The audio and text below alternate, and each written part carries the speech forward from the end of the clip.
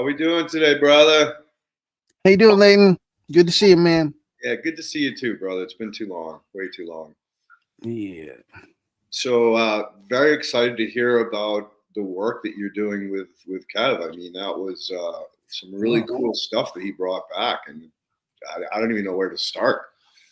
Well, what the stuff he was talking about was some of the some work that he had created back before 2000 and I believe 16 with the Kim Dog Special Reserve and the Ghost OG line that he had been working with.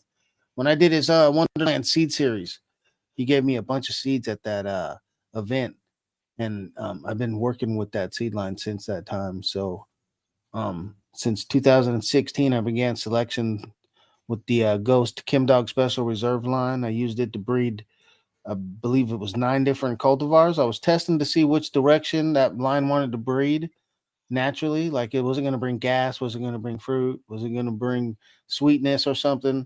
So I crossed it to a bunch of the clone onlys that I was holding and made a few lines. I gave them to a few friends, like my buddy Rain Man.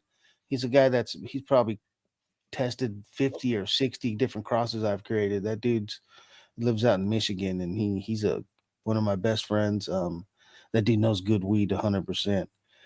So I had him run a bunch of them, and the ones that he selected, I continued back through with the Ghost, what I called the Ghost of Port Royal. It was a line that Kev made, the Ghost OG Kim Dog Special Reserve. The seeds from that I continued through with Ghost became Ghost of Boneyard.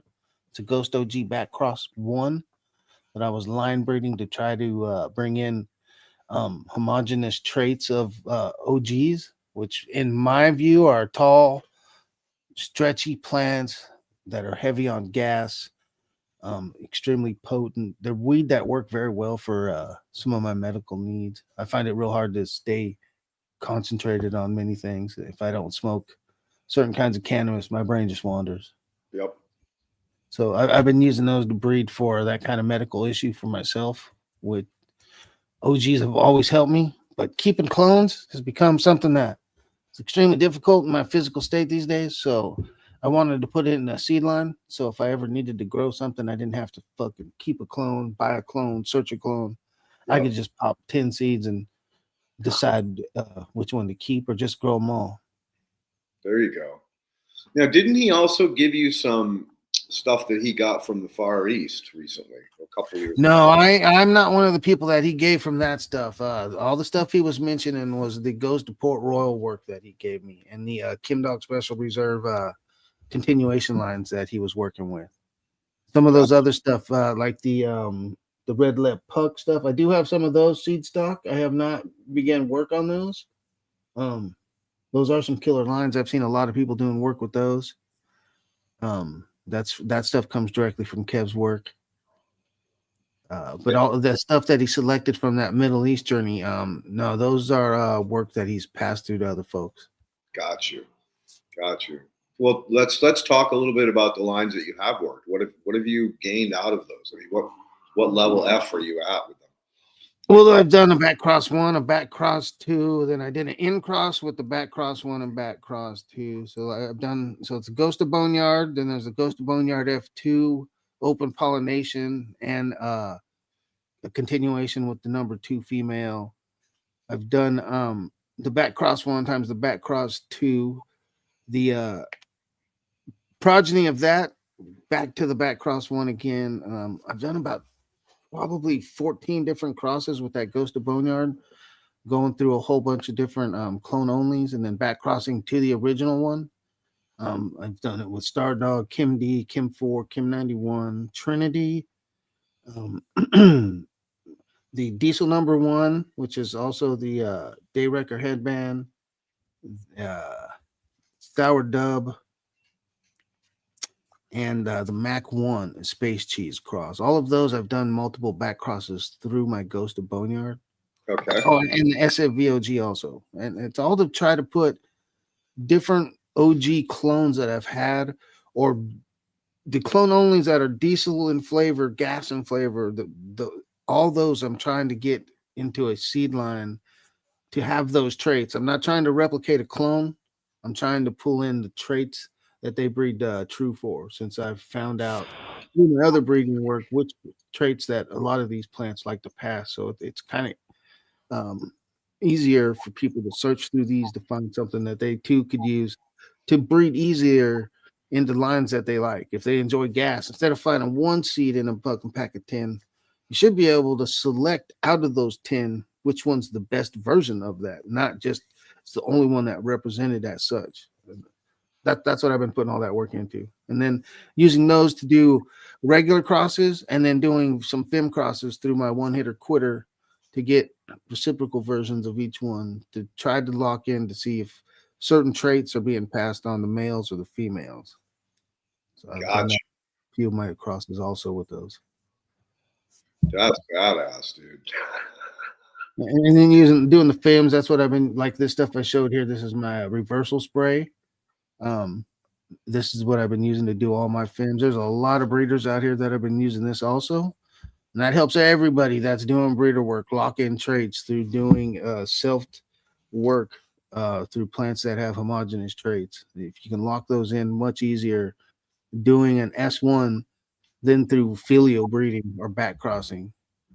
So that's not feminizing. That's that silver, colloidal silver. Well, no, this is a silver thiol sulfate. So it is a feminization of plants, but this uses a silver thiol sulfate that comes in at a 3.12 millimolar strength of silver in solution. It only needs to be sprayed 2 times. And then your cultivar usually will drop pollen around day 24, day 30 maximum. Chad Westport's done a few shows highlighting his use of this. There's a few people that are out there using it right now. Quite a few. Gotcha. Is that something that you made yourself, or? Yeah, it's something I make myself. It's available over there on Dogga Garden if anyone's looking for it. And it works on other plants, not just cannabis. Basically, if that thing shows 2 cotyledon leaves, you can get this to have an effect on it to give yourself more pollen on the feminized side of the cultivar. Interesting. How did you develop that? It took years of research and actually trying it. I first learned of reversals back in the early 2000s, probably like 2002 online from folks like Chimera, Ryan, a guy named Budalero, another dude named Hybtech. Hybtech makes a version of a spray called X Elite. And reading about how to make silver thiol sulfate, there's many white papers online, scholarly articles having to do with the reversal of, again, like I said, cannabis and hemp and other plants like tomatoes, cucumbers, watermelons. There's other plants that you can utilize this spray on, or a silver thiol sulfate. So over the years, I've been researching how to do that because I wanted to have feminized versions of some of my cultivars. In the early days, I used colloidal silver, which is highly ineffective based on the size of the particle. If you don't use the right current and amperage, or voltage and amperage, you won't get a particle size small enough to penetrate the receptors. And you end up with plants that don't give you enough pollen or don't reverse at all.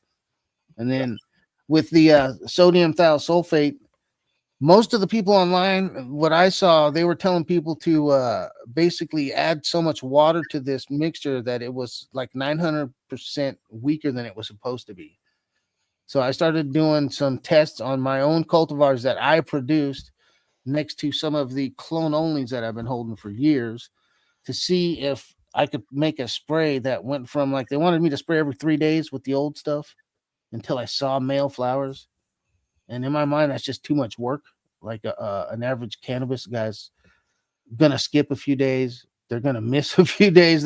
Like, it's just how we are by nature. So because of other people having products that, like Hybtech's version is a 1-day spray, I'm like, there's got to be a way to work this into a usable product that's repeatable without the failures. So I took 2 years of practicing on my one hitter quitter, which is a plant I made myself. I made the male side of it, and then I created it itself. I reversed it. I've done like 14 crosses with it, so I knew the plant very well. So I started to test to see how many sprays it took and at what strength was most efficient for that plant. Once I figured that out, I started doing it on other girls here. In over 2 years, I found out that this 3.12 was the most effective I came to. So I put it in a bottle and shared it with a few people before I started selling it. And they Gotcha. all had positive results. I wasn't getting anybody that was having failures like the old version that everybody was using. So I put it out on the market, and a lot of people have used it. And like I said, Chad Warsport on his channel has done probably 5 different shows with this, or me talking about it. There's other breeders. I don't like bringing up their names because they haven't publicly said they're using it, but I know they are because I shipped it to them, and I Gotcha. know they're moving seeds with it. Um, it works, and I've asked repeatedly, like, tell me when it doesn't, because I want to find out the plants that it doesn't work on, so I can work on the mixture. And so far, everyone's had a great response. There's a friend up in Canada, Ty. He was using the old version from, it's called the Forum method. Um, he wasn't getting any seeds. He tried multiple times. I gave him the recipe, and the first time, copious amount of seeds. Like, so it basically, it was letting me know that what I thought was actually happening. The old recipe that everyone was getting online, called the Forum recipe, was diluting the solution so far that it was highly ineffective. So Gotcha. by testing it with known hard to reverse girls and getting a positive result, I figure that I've done pretty well at getting it to a point where it'll help anybody with reversing plants. Nice. And you were 2 applications or 1 application? It'll work with 1. I recommend 2 though, because I found some girls kind of hard and they need it. So what you're trying to do is cut the ethylene early. So when you cut the ethylene on a female, she'll show as a male. And what you're doing is using silver to replace copper in the receptor. When copper can't be utilized by the plant like it's supposed to, it'll show as a male, the female. And that female will drop pollen. And in mine, because I see Pimburn asking about collecting the pollen or shaking it. My plants release pollen very easily with this stuff. I haven't had to go into manual pollen separation since I started using this. That's something that I used to always have to do with the old method. I'd have to go in there and manually pluck the staminate flowers, dry them, and try to get a minuscule amount of pollen out of them.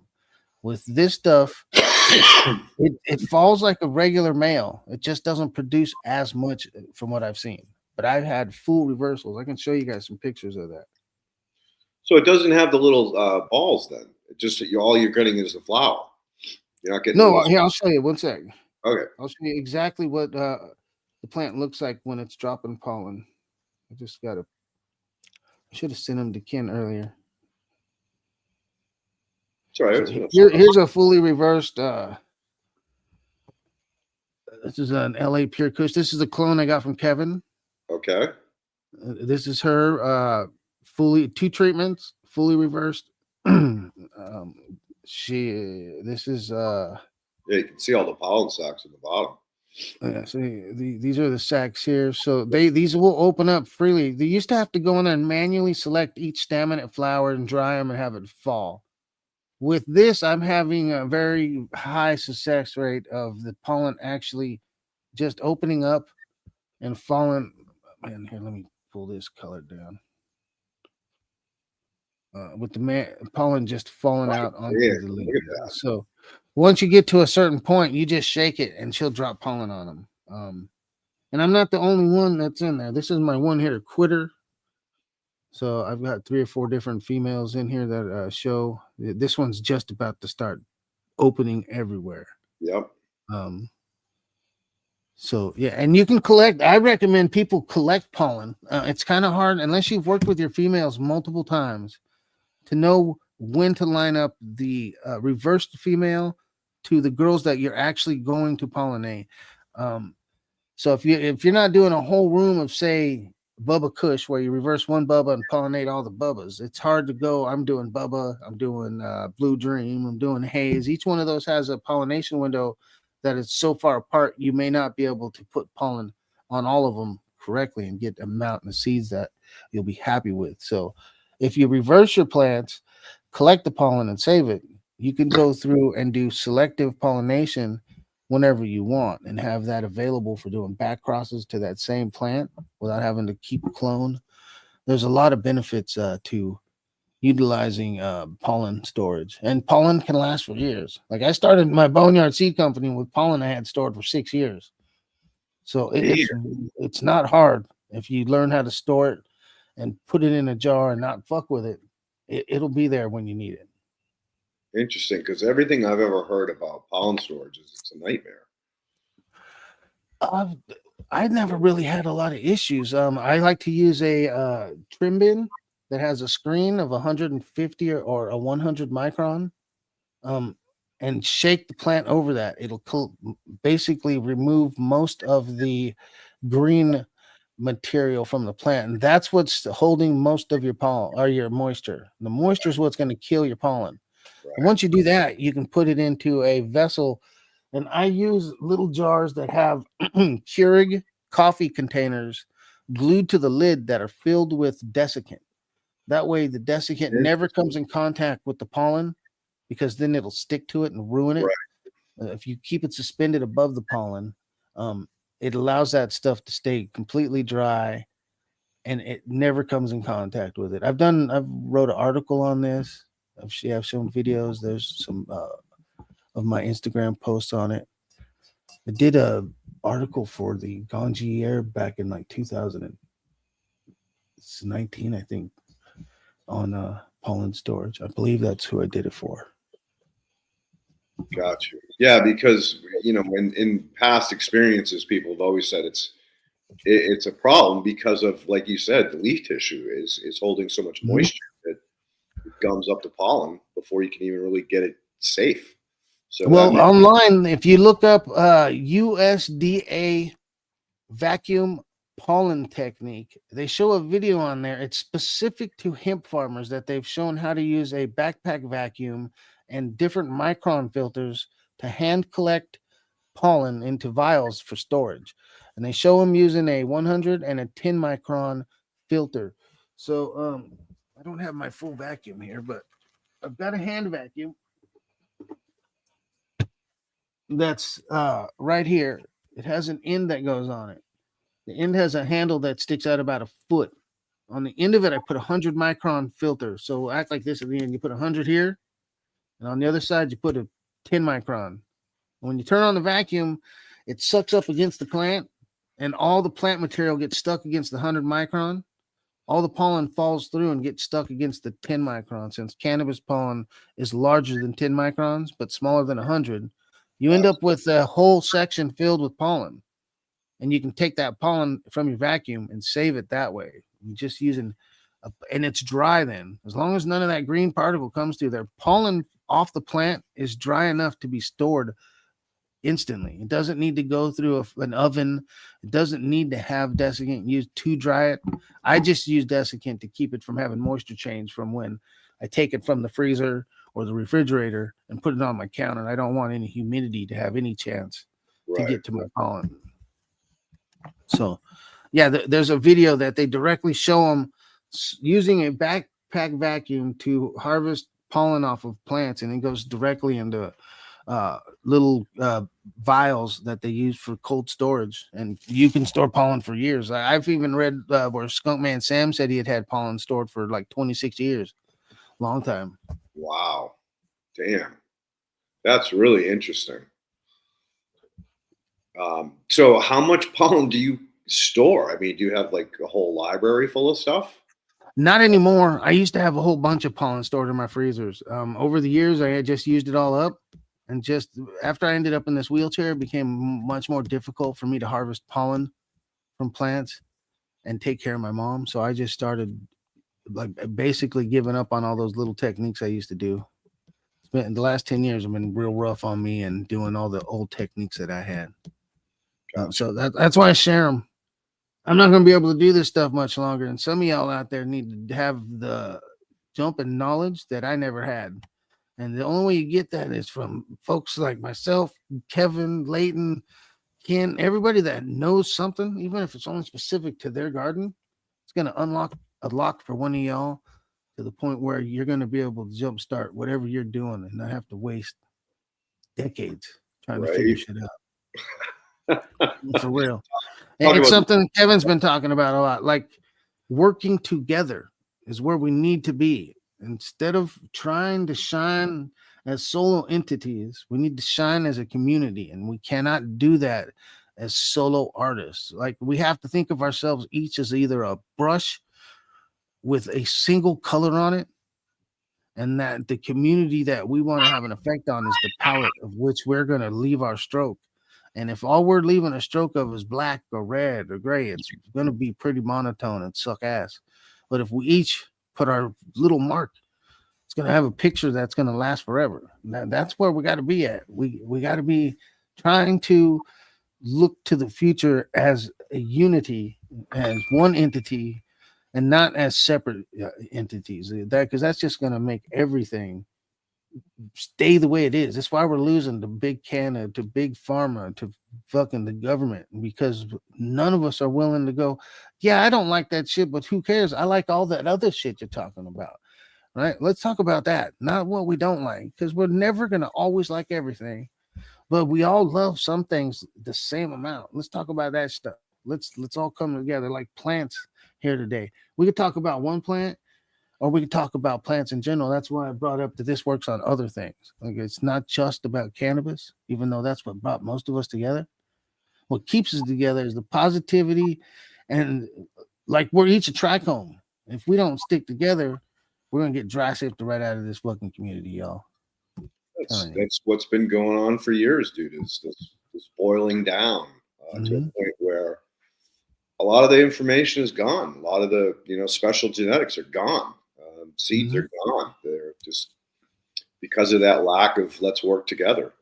And and then when they do come together, it's to come together to argue over the shit that none of them really had the true story about, or the information. None of them are willing to hear something new. Like, if anyone brings in some info they didn't know, you must be full of shit. There's no way that could be true. And over the years, we've learned repeatedly that it's that outside source that changes something that opened up the story. That's why we know, like with the skunk that Kev found. Everyone's chasing roadkill skunk through skunk one packs, or skunk this and skunk that, and fucking who sells skunk. And it just shows up out of the blue in a jar. No one's looking for it. That's how you find it, right? Yeah. It's like going to a concert and someone's smoking some weed, and you're like, what the hell was that? Like, you didn't know that person had weed, but as soon as they lit it, you'll never forget it, right? I was at a NoFX concert the last time I went to a concert, New Year's Eve, 2012. Somebody lit some weed up there that was so fucking good that I tried to beeline straight to the dude, and the security got to him faster than me and escorted him out before I could get to the guy. I was trying to find this dude as fast as I could. It was probably the best weed I've smoked since probably the 80s. For real. Like, we were in the Hard Rock, where was that? The Hard Rock Cafe in the Caesars Palace. It's a small venue. It doesn't hold that many people. Man, as soon as I got lit it, he was on the left side by the fucking stage, and I could see the cloud of smoke go up, and my head just turned, and I'm like, whoa, what in the hell is that dude smoking? And I had good weed with me, but whatever he had was far superior to what I had. And I wish I could have found the dude. I'd have bought some from him. I'd have done whatever I could to find out what that dude had. Like, for real. And then you make a friend, and you find out that there's genetics that he's working with that no one else has, or maybe it's just the way he's growing, but I never got to find out. But it would only work if I would have went over there and been nice to the person. Not if I went over there and tried to challenge him for his weed and shit. Like, if I walked up, I was like, your weed sucks, mine's better. That wouldn't have got me anywhere. No, and again, that's the way the industry has worked for years. It was always mine's the best. Yeah. And that doesn't work. That's the recreational side. That's why we have competitions. Like, who's out there trying to compete whether or not the herb they're smoking makes their medical issues less severe. Like, I had so many people that came to me that had seizures and MS issues, people that were dealing with, like me, multiple digestive issues. And like, it wasn't what's the best or loudest. It was what this one fucking works. Do you have it? Like, I don't care about fucking that one or that one. There's these 3 cultivars that if I smoke, my pain goes away. Do you have any one of those 3? Right. And eventually you start learning this stuff from really actual sick folks and you're able to offer that to them or breed for it. That's what I started to do. That's what Kevin was bringing about, like with me doing medical breeding. I worked at a club that had 4,400 patients, and yeah, everyone smokes recreationally, but a high percentage of those people were so fucking sick they couldn't get through a day without some weed. And you don't realize that as a person that's not in their shoes, when you're not sick like everyone else, you just think someone's trying to get high until you realize, like, there was a lady named Mary that used to come in that couldn't even lift up her purse because she had so much spine issues, and giving her a lotion helped the pain go away. She wasn't even smoking cannabis. She's just using a lotion that I made, that my mom had made for herself, and she used to keep a jar at our club in case she came to the club and needed some lotion. So Mary came in one day and I gave her some of my mom's lotion, and she went in the restroom. The lady's 92 years old, never used cannabis in her life. Her doctor told her she might try it. Like, this is the craziest shit I ever thought about. Like, why would a regular doctor tell a 92-year-old lady to go to a cannabis club and buy some weed from someone that's 23 years old or something? Right? That person doesn't know jack shit about the pains of life, or that this woman's never used cannabis and how it's going to affect her. So let's give her the strongest weed we got in here with high THC numbers. Like, that was not what she needed. Like, so I give her the lotion. She went in the restroom and she comes out crying because the pain went away. And from that day forward, we'd give her lotion anytime she came in. It wasn't about, we need to make money off this dying lady, right? We need to help her with her pain, period. And her using that helped us help other folks that would come in and we'd say the same thing. My doctor told me that I should use cannabis because I have arthritis, right? And I'm like, well, what fucking good is it going to be for you to be lightheaded, walking around with stiff fucking bones, Right. right? Why don't I give you something that can handle that before you try to get high and shit? Like, especially as a senior citizen, like, that had never utilized cannabis. It's different than someone that used it their whole life, who now is trying to also fucking help with the pain in my hands from fucking working on a car all fucking day, or someone that's been riding a horse their whole life that finally their body's breaking down. They're like, yeah, I can smoke all the fucking weed I want. I need the pain to go away, and I need my brain to continue to work. What can you help me with? And that only comes from an educated smoker, that question. But when you get those seniors that came in that had never utilized it and had just been hearing about cannabis, and that's what's going to happen now with Big Pharma taking over. If we go Schedule 3 and they start giving cannabis to people, you're going to have doctors who are paid to give you a pill that's made out of cannabinoids they have no experience with through other patients.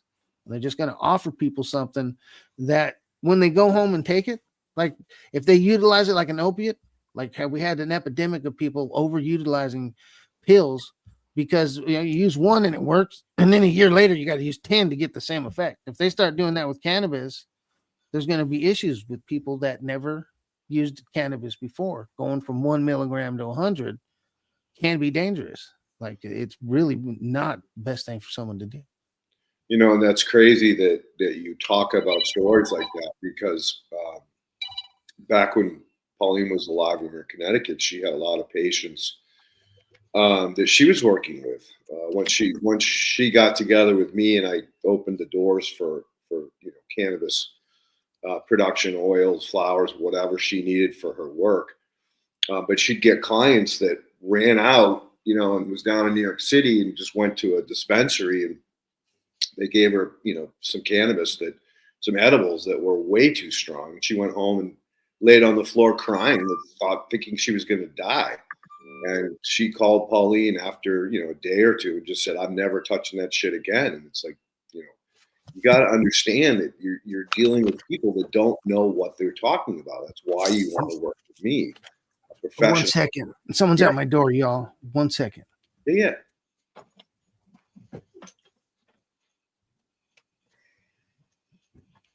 Oh, we got 4 questions already, huh, Ken?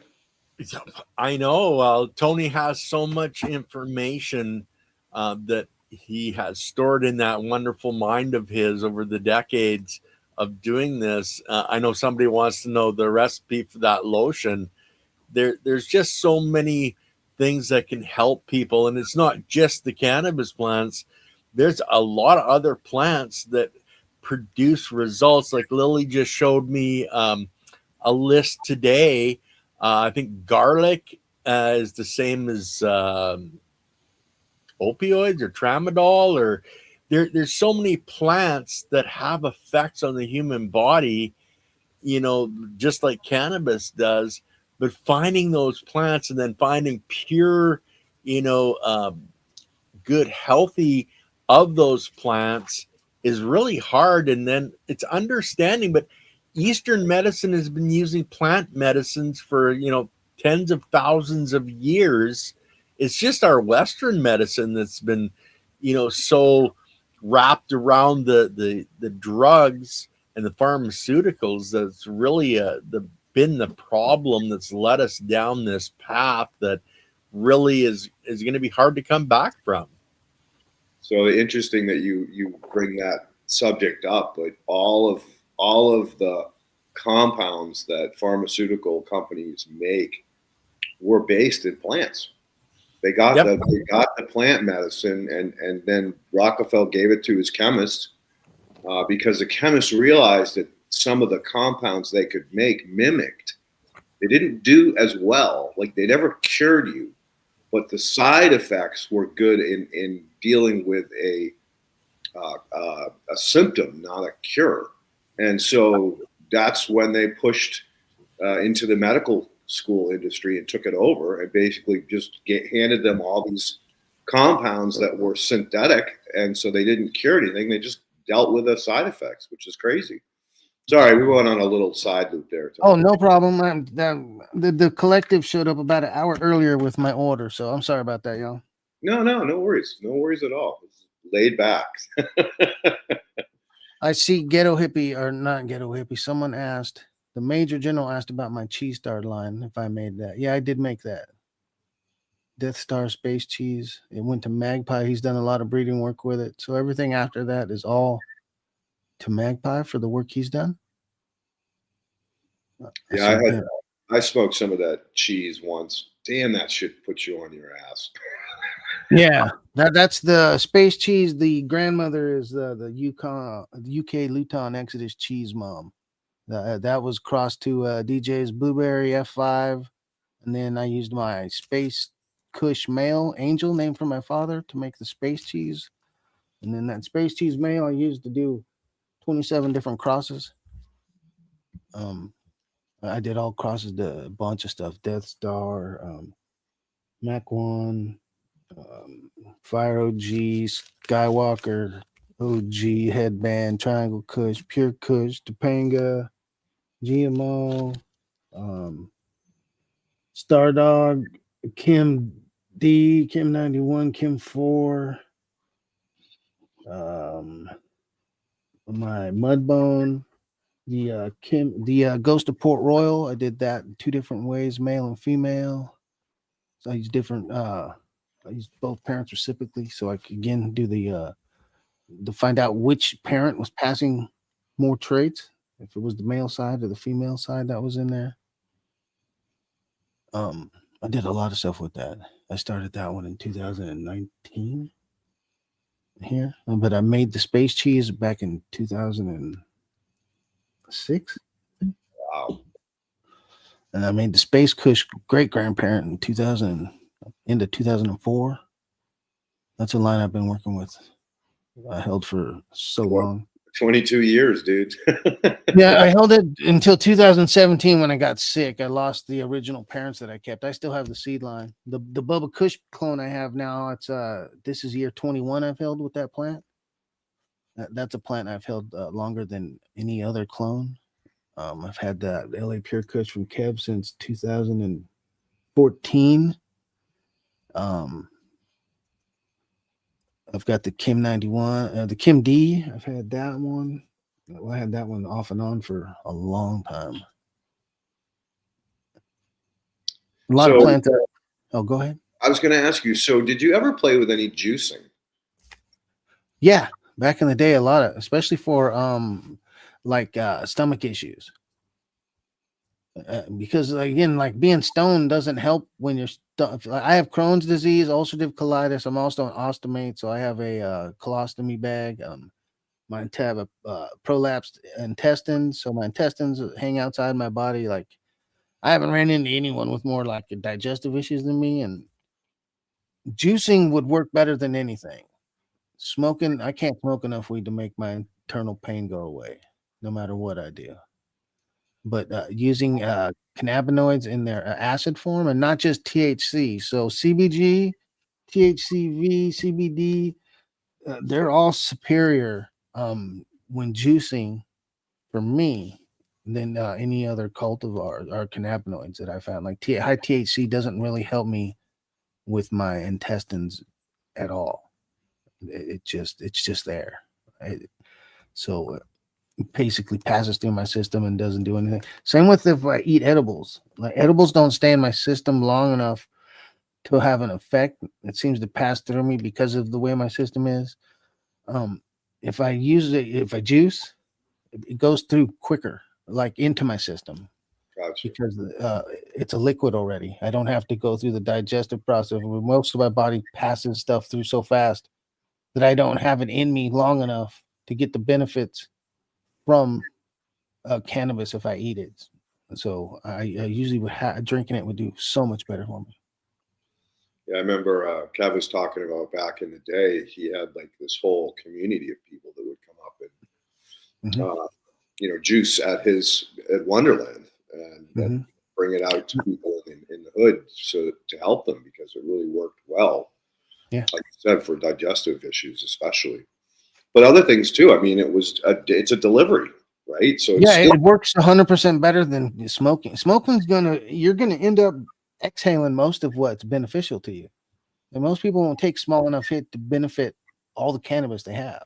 If I took a hit off of my rig right now, I'd blow out a massive cloud of smoke, and that massive cloud of smoke has so much cannabinoids in it that I'm never going to use. But if I could contain that into, again, like FICO with the full extracted cannabis oil, which most people call RSO, or if I put it into some form of a concentrate and eat it, put it into a cap, or if I can put it into a liquid form that becomes more bioavailable with, say, like a lecithin that makes it help your body absorb it, you're going to benefit from those cannabinoids far better than smoking it.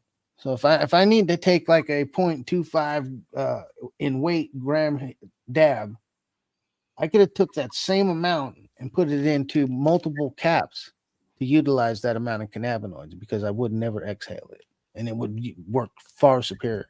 And it would be dependent on what I'm trying to treat. And so if I had prostate cancer, there's no reason for me to try to smoke that to try to treat the prostate cancer. Yeah, I'd smoke it to change my mental state, but those cannabinoids aren't going to affect the prostate cancer. I would take that, put it in a concentrate, and use it in a suppository form, and I'd end up having a far higher efficiency rate of that treating what's wrong with me because I use the cannabinoids the correct way. That's why juicing works so well, because it's going to go into our system and pinpoint most of our system because of the way our body utilizes nutrition. It goes into the cells. That's the only way we're going to get it there. Taking a hit and hoping that our lungs don't filter out most of it and that us blowing it out didn't release the rest. It's just hoping for, like that's a pipe dream. Well, it's all about delivery, dude, right? All women will tell you it's all about your delivery. Well, that's where like using it medically and using it recreationally, they both have equal weight. But if you can't get past the medical side, the pain, it's hard to ever feel good recreationally. Like if you're always just in pain and shit. Like if I smoked Blue Dream all the time, it doesn't have any effect on the pain that I'm dealing with. It'll have a mental effect on me, but I'm still just fucking in pain from my stomach, my ghost pains I have in my leg from the amputation. Like I've got bad arthritis that's my whole family's had. My mom's hands are twisted. Mine are starting to do it already and bend and shit. Like same times hers did. So I already know it's coming. I can feel it in my hands. My bones I still have, they're always in pain. And that isn't affected by, like I said, I just use Bleed Dream as a name, but there's so many cultivars I could use that wouldn't do anything to have an effect medically for that. Right? So me wasting money, especially in California where they're charging us almost 40%, if I had to buy it and couldn't grow it like we all should have access to, I'd never be able to treat myself medically. Like today, I was going to buy some herb They wanted $70 for an eighth of Ghost OG, and I had to buy 4/8 because they only sell it in a box set because it's got NFL colors on the box that they're selling it in. So they tried to match it up to your favorite football team's colors, and now you got to buy a fucking a half ounce for. Just like I'm like, are you fucking kidding me? Just let me buy the weed. Why does the football team have anything to do with whether or not that weed's effective for me or anybody? That's crazy. Crazy. I have never seen that. Is that in all? I don't know. That I went to the place that I usually go. That's how they were selling it, but they don't carry those same brands in every club here. So like, there's also a cookies club here. Their stuff is usually the genetics they're messing with, and it's the same kind of prices, up to like $60 to $70 for the top grade stuff that's grown indoors in a package that's baby blue with a big C on it. I can't smell it. I can't fucking even visually look at it. I just have to look at an iPad screen that has its name on it and tells me it's got fucking like 29% THC. And that's my only representation of what I could be buying is an iPad screen. At least where I'm at in California, I cannot look at the weed before I buy it unless the packaging happens to have a clear cellophane window on it. And some of them do, but if you look through that thing, you put the weed right back. It looks like ass. Like you can tell that they're selling you the worst weed that they produced just visually looking at it. Like I don't even want to try to smell it. So I put them back every time. And just say fuck it, and I end up buying concentrates. The concentrates seem to be good, but most people can't afford the level of concentrates like that I have to use to keep pain away from me. I smoke almost a gram of concentrates a day. Wow. And if I didn't have a place here that had specials all the time and I didn't know when to buy, I'd be screwed. Because some of it goes from like $14 all the way up to $96 a gram. So that's like $700 a week trying to fucking manage pain. That's crazy. Yeah. And then like it's not legal, depending on where I live in my county, it's not legal to grow cannabis here.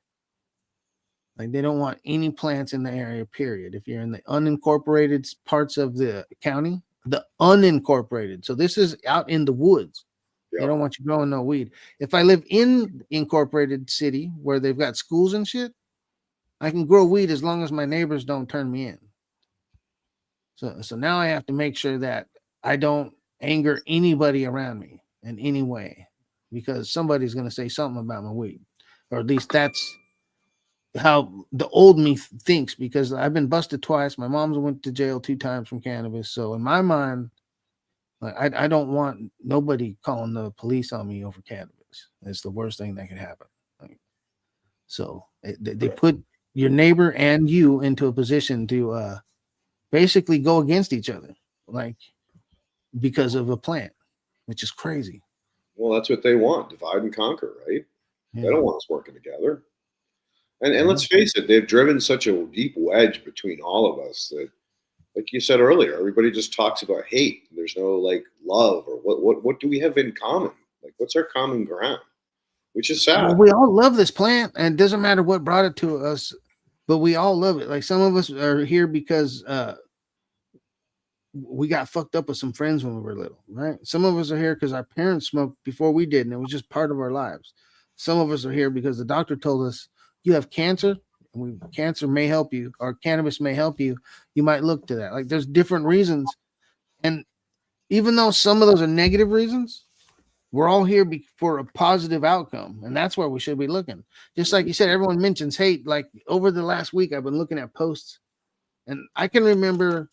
I don't know if any of y'all remember the PFA. It's a group that used to be on fucking Facebook that a lot of us started in. The Probiotic Farmers Alliance. Like, oh yeah. I can't remember any post in there when I was the 11th member in that group to help start it. There was 50 original members.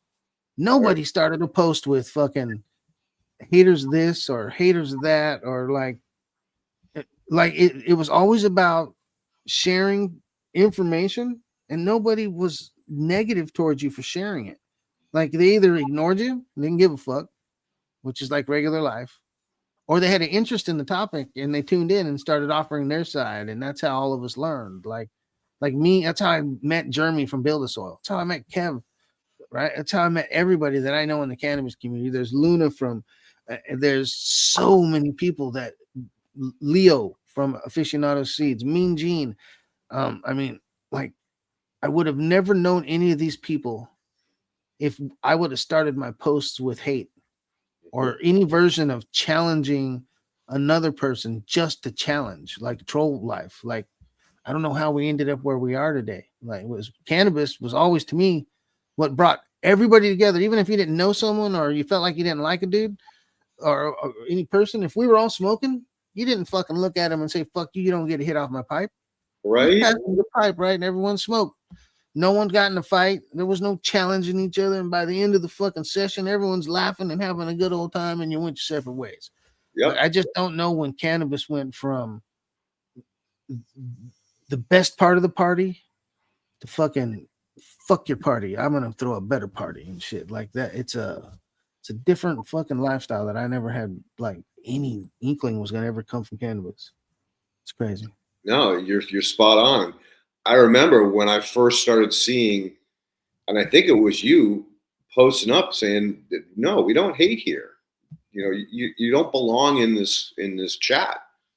You know, I did that all the time. People start talking shit, and it's like, that's not what this is about. Like, we're not here to sell stuff, because I had my company back then, and like, if you or someone in, like Mr. Burns is here, or a lot of my other friends that are showing up, if they had grown my gear and in the group said I grew some of Boneyard's Space Kush, that's what we wanted people to do. It wasn't look at my seeds. It was, they were like, look at what this dude offered, like his genetics, his breeding, or like with Jeremy with soil and shit. There's a reason people started looking to Jeremy at Build a Soil. It wasn't just because he had soil for sale. He'd been spending years talking about soil and how to build soil. And he offered that information for free to everyone. The mentality that his company's built on, he shared for a decade in a group where everyone could have stole that idea and started a group and did the same thing he did. But they didn't have the mentality. They didn't have the passion. They didn't have the skill set he had. And that's why he succeeds at what he's doing. Not just because dirt's out there, because somebody that likes to get dirty in the dirt took a passion and love for it and shared it with everyone. Right? It's the reason why my bottle of spray is being used by so many people. It's not because it's the only thing available on the market. You can buy shit from so many people. It's because I wasn't afraid to offer the information that's in this bottle before I offered you the bottle. That's what we should be supporting in this community. Look around. Quit looking at people that are sharing you their competitions, and look at the people that are showing you their information, their passion, and their love, their stories. Like when you look at Mean Gene talk about his weed, he talks about it like it's something that he loves. When you hear any of these breeders like that have been on all these shows, look at how they talk about their plans, and then look at all the hype boys out there. They're not on any fucking show talking about anything. The only time you hear from them when there's a drop. Yeah. And then you can't send them a message. You're not going to be able to ask them why fucking 7 of the seeds didn't work. None of them popped and shit. Like they go ghost on you. And that's what most of this community seems to be supporting, instead of the hard working backbone that created cannabis community. Like there's a reason that cannabis is a business today, and it isn't because Big Pharma did it. It's because cats like me with one fucking leg from a wheelchair decided to not get tripped up by this motherfucking man. Like we had a passion for something, and we fucking just went and did it. It didn't matter that you said I couldn't. It only mattered that I fucking was going to do it. I wasn't going to let someone else die like my grandfather when I knew cannabis could help you. Right? I'm not going to be afraid of what ifs when I know that the only what if that's going to come true is if I don't fuck with weed, someone's going to fucking die. That was the only what if that mattered to me. It wasn't what if they come and bust me, or what if my fucking best friend finds I'm messing with weed and doesn't like me, or what if this and what if that. It was always what if I fucking quit being afraid and took a step forward, like the original people that brought us legal cannabis, the Dennis Perones and shit, the Brownie Marys, like the folks that were dying but stepped forward anyway with their last dying steps to tell you this right here will give you a path that you can take for a longer period of time and in a more peaceful way if you just utilize this plant correctly. Right? I learned that from dying people. You know, and that same passion is what drove me into the cannabis community. I was working with, you know, high-end landscape architects doing all these crazy monster projects, and no one cared. It was not about the plan. It wasn't about the landscape. It wasn't about the environment or the ecology. It was purely money, money, money, and power. And then I ran into, you know, the cannabis community, and I'm like, well, hey, I'm a, you know, soil biologist. I, you know, trained under Elaine, and people are like, oh my God, you knew Elaine, you know, and that's what started. It was like I realized the passion the cannabis community had for their plant.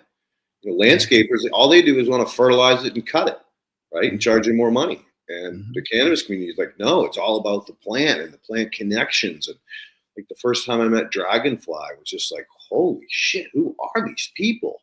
Like, I could feel their energy. Just they divided the fucking room when they walked in. This was in Portland at the conference. I was like, who the fuck are those people? And then, you know, I forget who exactly made some kind of raw, nasty comment.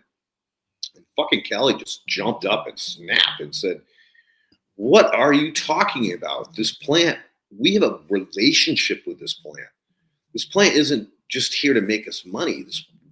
We enjoy the plant. The plant helps us mentally, spiritually, physically. She's our ancestor. That's what I tell everyone. That plant's our fucking ancestor. Yeah. We have receptors within our body that she alone can unlock. Period. Yep. That is our great grandmother, and with the respect for that plant, we changed the world.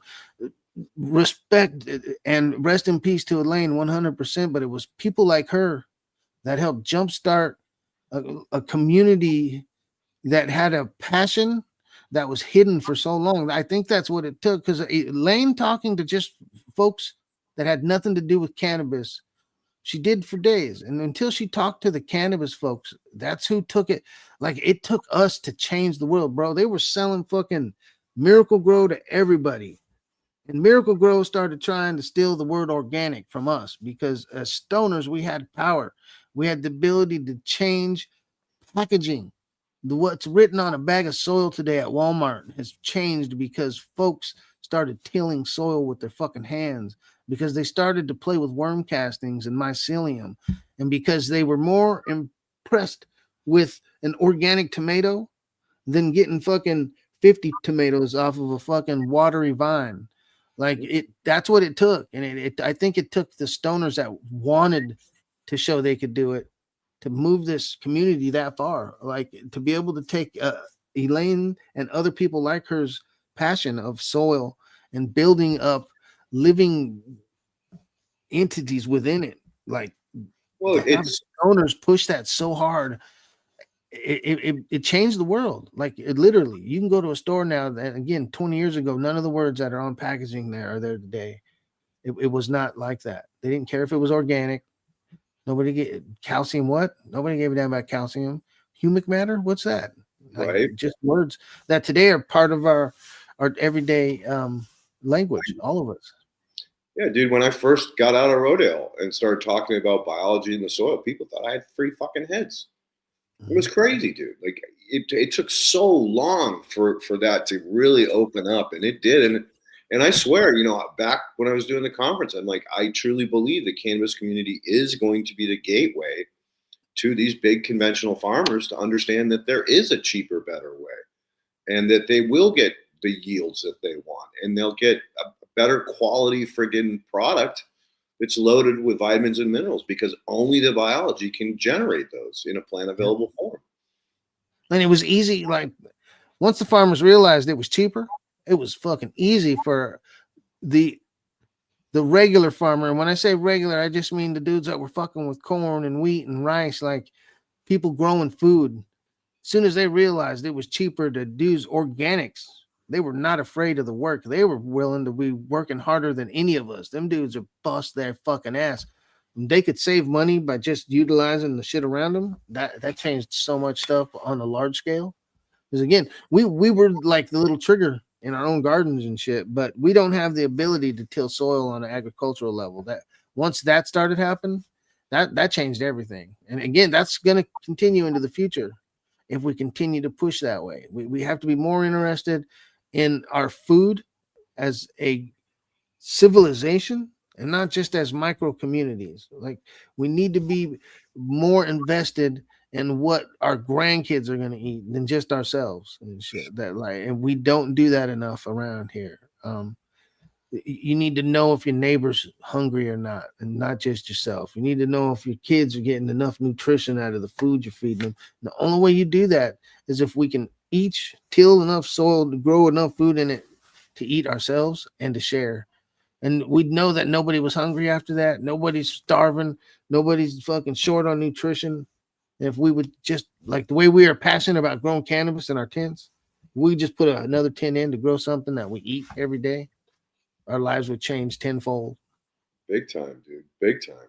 I worked with a farmer for 3 years, and finally his soil's healed. He's got earthworms in it. It's got tilth. It smells good. But when we first started working with him, it was dust. First of all, it was highly compacted. We crust over on the surface, so any moisture that did come fall, most of it ran off. He had to plow it and multiple times, and the stuff would be dust by the time he was ready to plant it. But 3 years later, being using all biologicals, all fish hydrolysate, humic acid, and now his soil is amazing. And he had finally the best yield he's ever had, which was about 260 bushels per acre, which is fantastic. I mean, the only guys that get into the 300s are just pounding the soil with NPK to get that. And it's crazy because you ask them, you say, hey, how'd you do this year? How much money did you make? And they're like, oh, I did 300 bushels per acre. And it's like, well, how much money did you make? And they're like, well, that doesn't matter.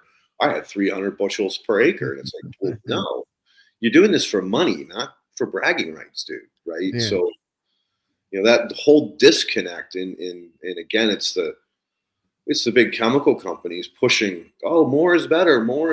And you should be talking, you should be bragging about your yields and not, who cares how much money you made? And that's programming, dude. That's the downside of allowing a few businesses to have a monopoly over everything from the seed to the equipment, to the fertilizer, to water at some points now. Oh yeah. So that's why we all have to share our knowledge so that people know they don't need to use any large corporation to source anything that they want to grow. Like if you can take a walk with your kids and come back with a bag full of enough material to grow food for your next dinner. And if you go for a walk every day, you can do that every day. And eventually you've got more soil and food than you know what the fuck to do with. And you're happy and you're healthy and your kids are waiting to go on another fucking walk. Like life's good. It's something that we should all strive more to do instead of the escapism that we all live in. Like I need to get away from what I hate doing every fucking day, which I understand. We all live in this concrete jungle life that isn't natural. It's something we've decided that we're going to do. And it's why most of us are fucking losing our goddamn minds. And you go out into nature at any point if you can, smell the air, listen to the birds, like make it better. And that's by tilling the soil, like bringing some home and expanding what isn't there. Like is at your house, your soil's ass. It's in the middle of the urban jungle. There's nothing in it living until you decide to make it a living entity. And then you don't have to do work after a while. It'll start to produce for you. If you've ever heard of terra preta, that's what we should be shooting for. Some terra preta, build some black soil. Yep. And again, it's not hard to do, dude. It really isn't. All you need is, like you said, a starter. Whether it's someone's really good biological compost or whether it's inoculant you collect in the forest. And if you do collect in the forest, please do it responsibly. So bring in whatever you're going to take out. So bring in compost or bring in some leaves you've collected, just something as a respect for what you're doing and taking away from nature. That's really important. And I can't stress that enough, is that you be respectful of nature. Like, I can remember here in Lane getting blasted by the audience for saying, go to the forest and get some forest inoculant. And people like, you're going to destroy all the forests, blah, blah, blah, blah, blah. And it's like, no, if you're doing it responsibly, you're not going to destroy the forest. You're actually going to bring in what's called some diversity to the forest. Yeah. So And there's a way to collect that without even removing it from the forest. Like, if you go to your house, you probably got leaves somewhere. And even if they're not alive with anything, you can collect them in a box and take that box and moisten it and take it to the forest and leave it there for a week and come back. That box will be fully inoculated with life from that forest. Yeah. You didn't do anything but fucking harvest some in a box and take that home and utilize it. Like, you really don't have to take the leaves. You don't have to take the topsoil. You just need to create something, and you can find that anywhere. You can cut your lawn for a month, collect all the green parts, all the leaves around your yard, put them all in a pile, and take gunny sacks of that stuff out to the forest and just leave it there. Come back in a week, boom, over and over. You've got inoculated IMOs from the forest that you can make do wonderful things for you. Crazy. Amen. Biochar, yeah, 100%. Yep. I see someone saying biochar. We add biochar to your leaves, man. And next week we actually have a group coming on that's talking about biochar, terra preta, and terra something else. So that's going to be a really great show next week. Nice. Look at all the work Ken does, man. This guy's amazing. Like, he just gets this thing rolling all the time, every week. And anyway, I don't show him enough respect, is what I guess I'm trying to say. But anyway, dude, you have 10 questions already, and normally we break in another half an hour. But okay, my gut feeling is those 10 questions may lead to more. So, Ken, why don't we go ahead and fire up the questions and see where it goes? Sure, we'll just jump right in here. Do you store it in the fridge? And this is going back to the pollen question. Yeah. Well, the fridge, yeah. Pollen, I store my pollen in the freezer until I'm going to use it. But you can store it in your refrigerator also. But because the refrigerator is opened all the time, it builds up a humidity change very easily, which builds up the condensation on your jar. And I've found over the years that ball jars will start to rust if you leave them in the refrigerator and let that humidity change happen way too many times. I've even had jars where they won't open. So you can end up losing your pollen in the freezer. That change doesn't happen as often because you don't open it as many times. So I try to keep it in the freezer in different small little vials. So the vials we put seeds in, I would put my pollen in, except I use the larger 1.5 milliliter size. That way, when you go to breed, you don't pull out all your pollen. You pull out one and utilize that, or you pull out two because you need to. You don't pull out 3 or 4 tablespoons of pollen. So you're doing what's called aliquots. So you're taking all that pollen and putting them into little aliquots that you can pull out as individuals. Yeah. That's what I recommend. So I'll have a bunch of small ones, and then on the bottom there'll be a large amount, because I do know that I usually would do, like, I used to always do a greenhouse every year and repopulate the same seed lines with fresh seeds. So I'd take both parents, put them in the greenhouse, and either use the male to pollinate everything, or I'd bring my pollen in there and on a specific day hit everything, so I know that everything got pollinated with a large amount of pollen. And that way I don't have to pull out all of it and use a brush to could contaminate all that pollen, or moisture could get in from the atmosphere because I have it open. I open it once, I reach in and grab what I need, I close it, put it back in the freezer. And that's how I keep the pollen lasting as long as possible. That's and you were also talking about you're using the little cups, those coffee cups, and putting desiccant in there to, help if any moisture does get in, to pull it out. Let's see if I can find. I have a. Yeah, that resource would be great for people if they want to do collect pollen on scale. Well, and you were talking about the video of the guys that are showing using the vacuum method. I know I watched that video here a few years back, and It's an amazing resource. And that's the thing, guys. Look around. If you have questions, type it into YouTube. There's lots of people doing a lot of stuff, but don't just rely on one person saying, that this is, how to do it. Look around, look at 20 different videos, and, you look at Tony, he recommends these things because he's seen how good it works. So don't hesitate to educate yourself, to take some time and actually, do the research. You're going to find a lot of different information. Just make sure that you watch a whole bunch of information to narrow down who's talking shit and who's talking reality. Yeah, that's the real hard part about self-education now. There's just so much bullshit on these subjects. I mean, that was one of the reasons why I put that whole conference back together back in 2018 was because of bro science. There was just so many people bro sciencing about this or that, and then a whole bunch of people would do it, and then you start hearing complaints back, and it's just crazy that this, like, I don't know, dodo birds just freaking getting behind some dude and just running off the freaking cliff, Yeah. And there's been so much of that. Is you look at back in the day, back guano, everybody went, oh my God, it's so good. So we'll just use it and use it. And then everything started tasting the same because of the nutrients they were throwing at it. And, it created more problems than, it solved. We always talk about biodiversity, and that's a big thing. You find what you're looking for there, Tony? No, I'm trying to find it. Here we go.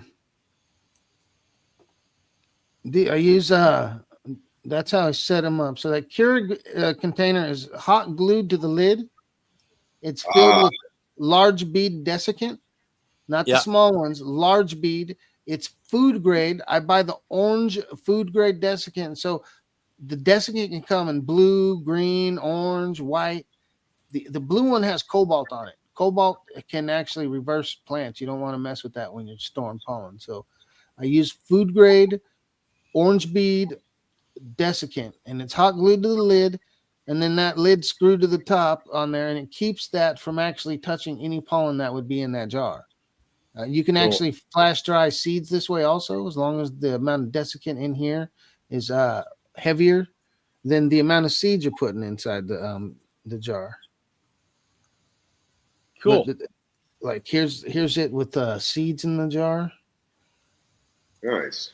But as you see, it's suspended. It actually doesn't. The desiccant doesn't touch whatever's in that jar.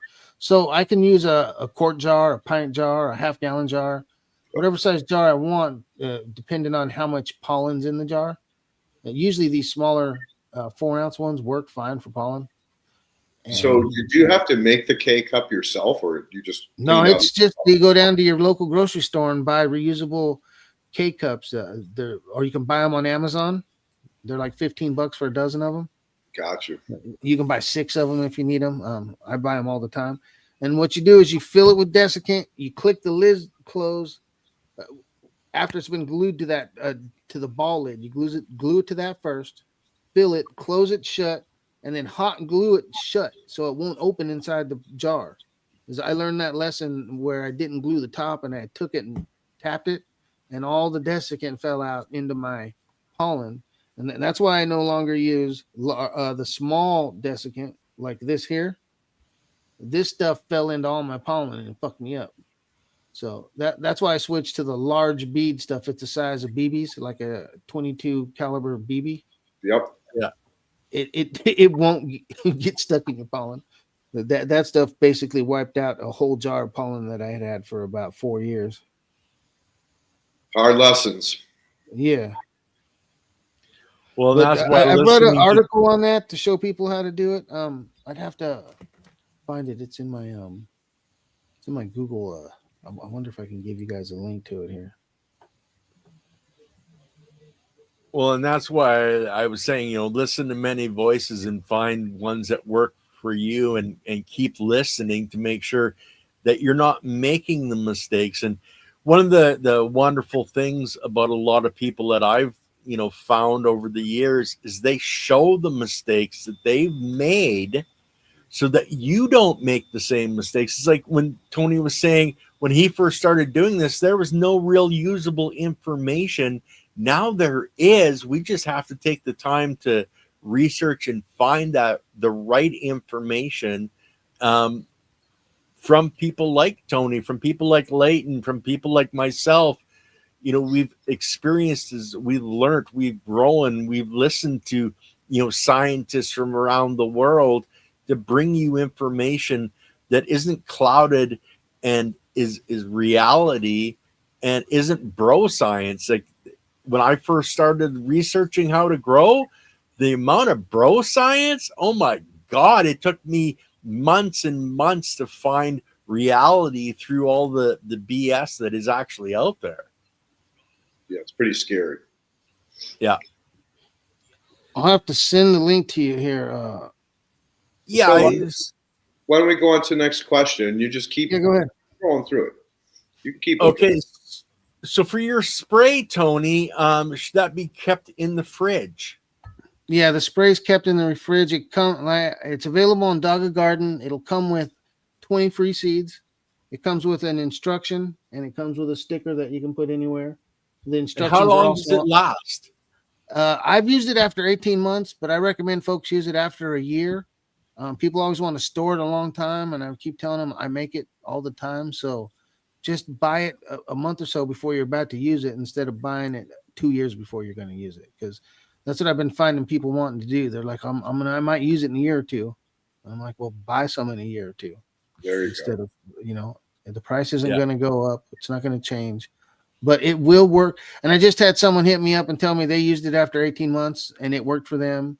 I've used it after 18 months multiple times and it works. But I tell people 12 months just to be safe. And like I said, it comes in the fridge in a vacuum sealed bag. So that way you can put it in the refrigerator.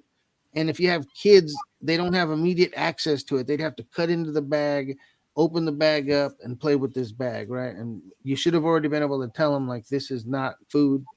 Don't play with it. Or put it somewhere in there where it won't be seen. You can put it in your freezer even if you wanted. It's not going to go bad. But I just put it in the fridge in the bottom as far as I can in the back. It stays the coldest there. Yeah. So the next one was somebody talking about the pink pistol line, and they're talking about stabilizing it. That one is what was his name that grew that? Here, I'll show you guys. I have the pinkest pistol plant I've ever seen. Let me show you guys. My Space Kush line. It shows up in all my Space Cheese stuff. I don't know why anyone's trying to stabilize it. It just has to do with anthocyanin production in your plant and it trying to protect it during high amounts of light.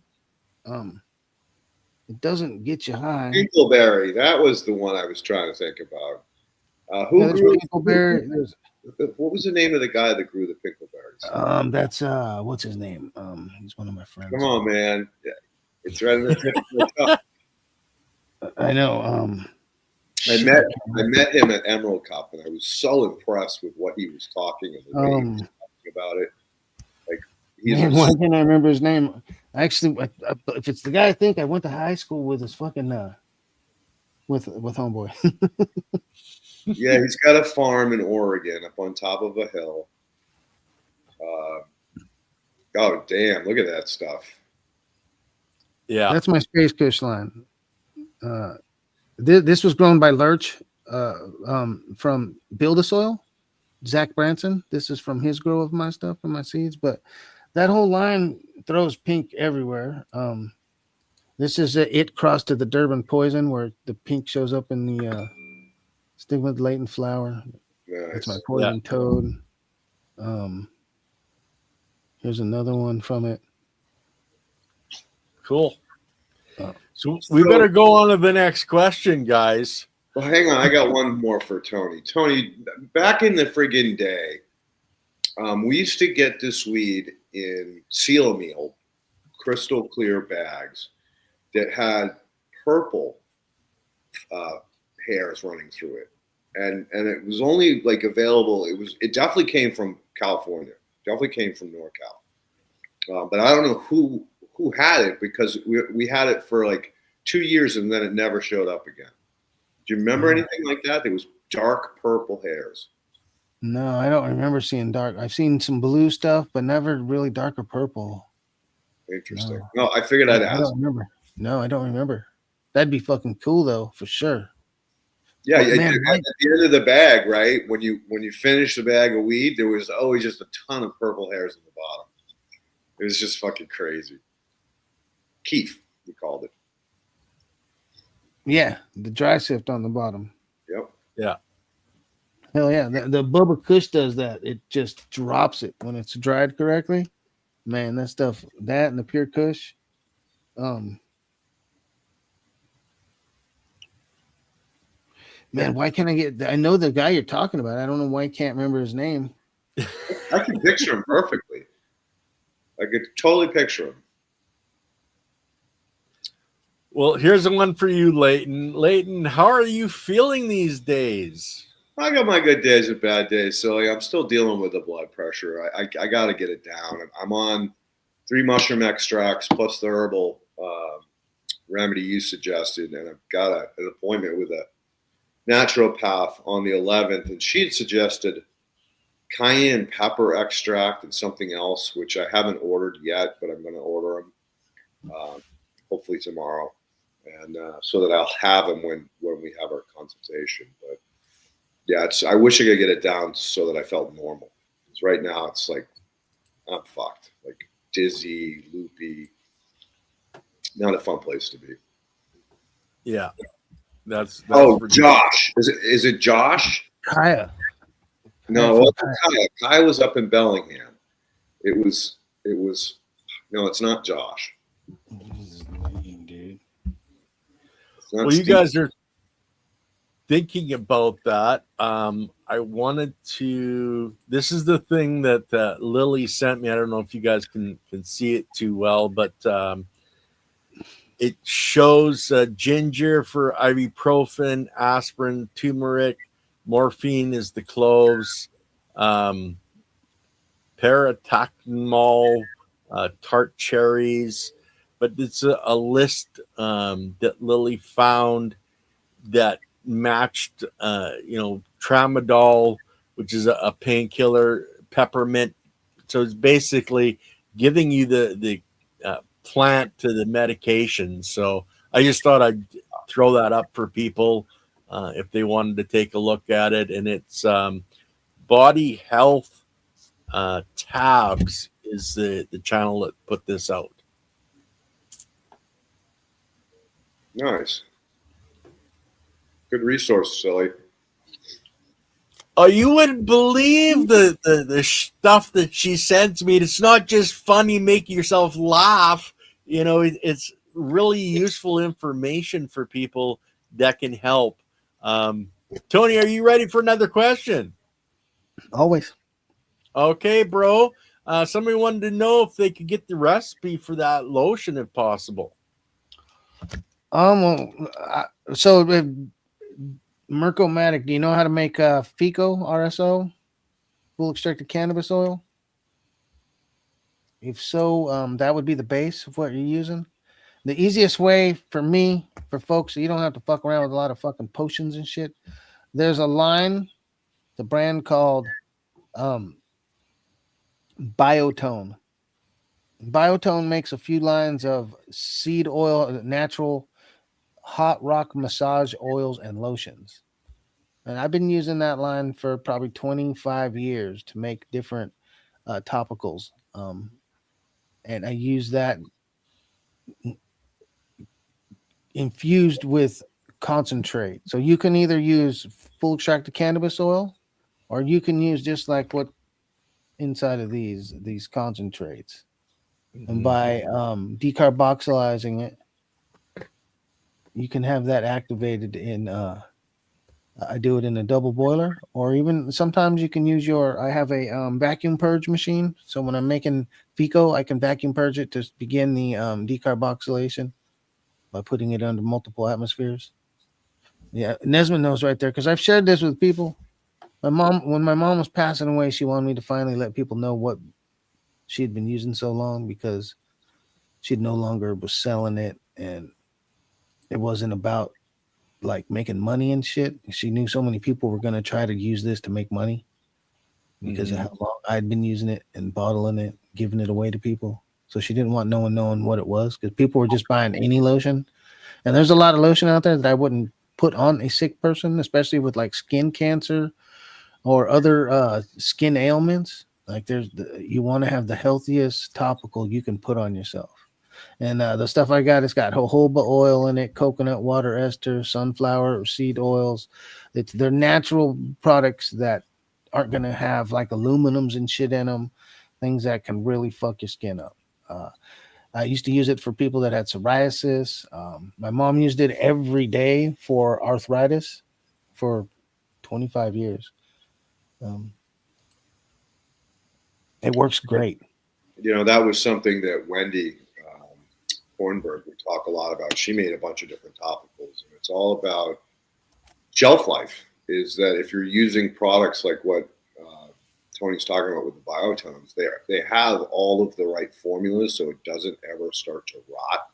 Because a lot of those topicals can begin to break down and ferment in the bottle if the balances aren't correct on the not natural preservatives, not preservative preservatives, but there's a balance to everything in especially in topicals that's critical.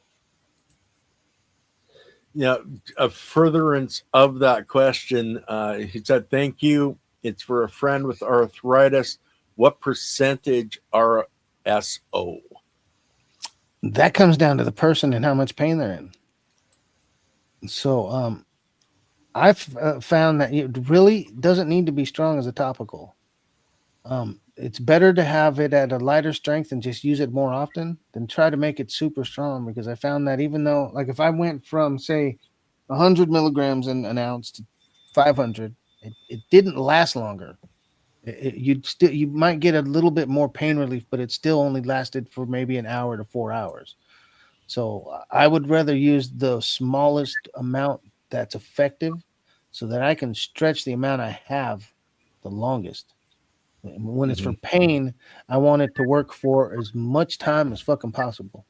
So for, like I said, that lady Mary Jane that used to come in that was 92, I gave her my mom's strength and like instantaneous pain relief, but she was able to go down to like a tenth of the strength my mom was using, and she was still having an effective outcome. And that was because her body had not become used to it. Yeah, used to cannabinoids. Like most of us that use weed too much, we have to use too much of it to be effective. Well, that's why brand new users can use 1 milligram and 2 milligrams, and I have to eat 10,000 milligrams of edibles to feel like I'm stoned.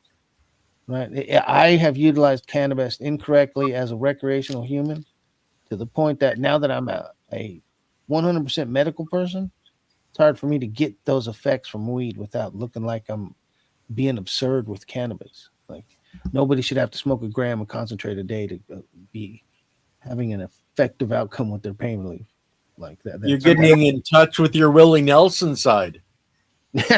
See, here's one of my lotions and my topicals we used to make. Me and my mom had a company called 215 Farms. So this one is what I used to put it in a spray top bottle, the oil. That oil doesn't stain your clothes. It doesn't leave you feeling greasy. It absorbs like within a minute. You're going to start feeling relief. The lotion takes a little bit longer, but is more effective for a longer period. I would say that the lotion for me worked probably for about 50% longer than the oil, but the oil worked quicker. So I would spray myself with the oil for instant pain relief and then use the lotion for the extended relief. And that's what I used to do that every day because, well, some of you may not know, I lost a leg. And for years, I didn't know that I was basically walking around on half of a bone in the bottom of my leg. I just thought I had been missing my meniscus and needed to have surgery. I was in so much pain every day, lotion and oil, 4 times a day with knee braces. And it was the only way I could walk. It works, is all I can say. Like, I found so many veterans that helped with that had knee and feet pain, senior citizens with arthritis. cannabinoids used as a topical. Your skin's the largest organ in your body. It's effective for a lot of product. People with MS that had a lot of burning and stinging and tingling issues. Lotions and topicals seem to help quite a bit for that, along with smoking. Smoking did affect those almost instantaneously, though. That is one thing.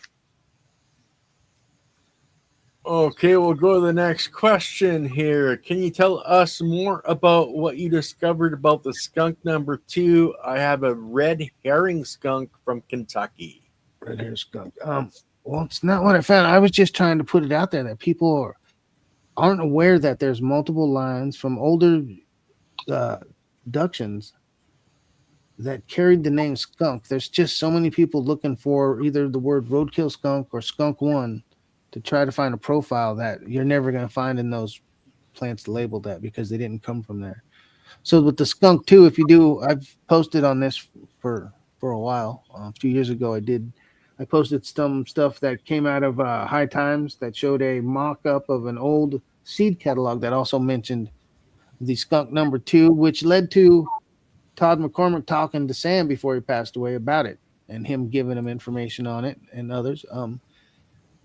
It's a line he didn't work as much that carried a lot of the profiles people look for. I'm not trying to say that's where roadkill skunk is.